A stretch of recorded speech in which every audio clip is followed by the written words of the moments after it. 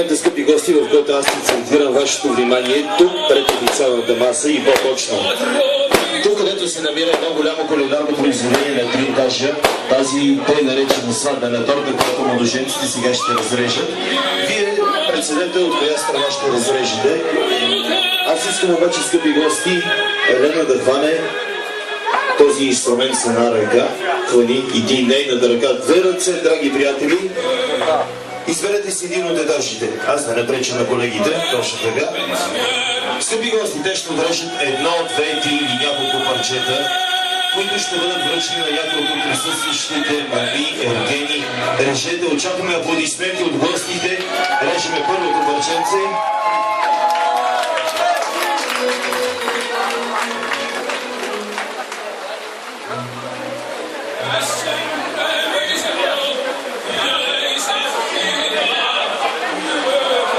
Така, първото парченце вече е отрязано.